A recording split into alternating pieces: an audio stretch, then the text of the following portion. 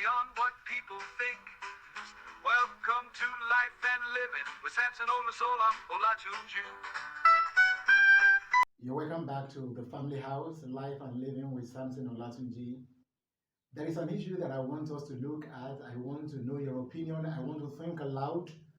And as I'm thinking aloud, I want to know your thoughts too. What gave rise to this topic was a situation in which I found myself some weeks ago in the house of a family, a couple and their children. And we were watching a movie.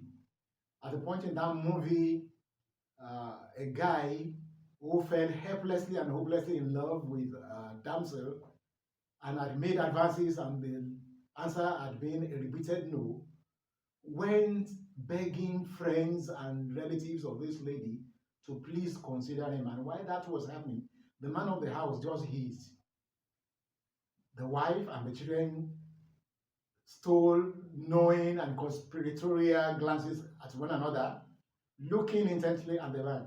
Then the woman asked, "Darling, that day you came asking me to be your wife. If I had said no, what would have been your reaction?"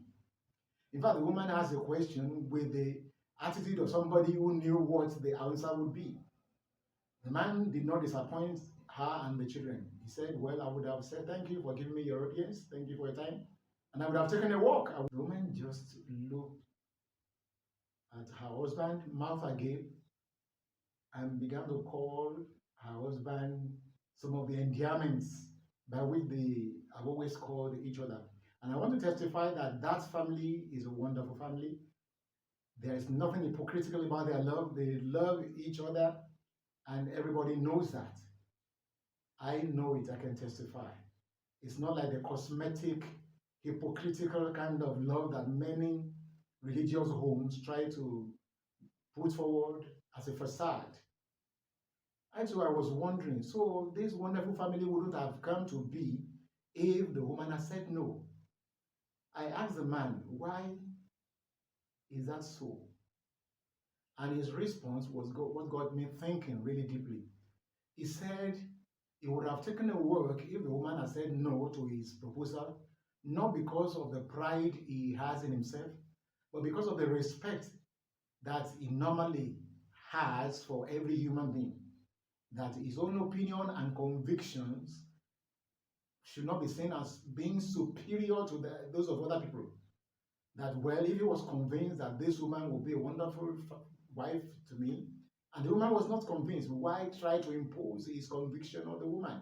Why not honor the woman's preferences, convictions, and desires too? So he concluded that when a man begins to pester somebody for love and even thinking of marriage, that is born out of acute selfishness, and love is no longer involved. Do you also agree with the man? Or do you think there are exceptions to that, if you can take that as a rule anyway? Then he went on to say that right from the time he was very young, he was able to observe what was happening in some homes where critical observations convinced him that the men were excellent. They were men of excellent qualities, that even the wives they had did not deserve those kinds of men. But alas, all the women were cheating on their husbands, and more unknowingly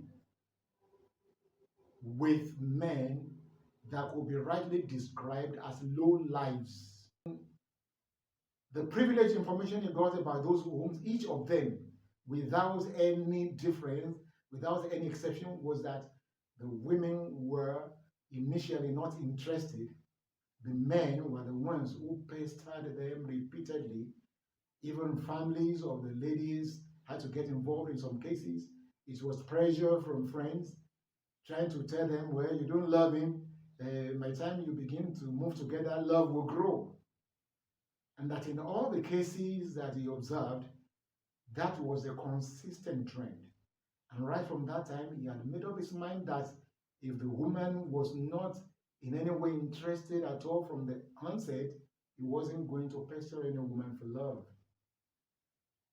So the man was able to give us two reasons. Now I want you to consider this man's points and let me know what you think. And I'm very happy. We had a video some years ago titled Recognizing True Love. So it's something related to this. I want you to go to that video. You're going to have it on the screen now. You can just click on it, watch it, listen to it, and combine it to what we have said now. I want to know your opinion. What are your judgments about it?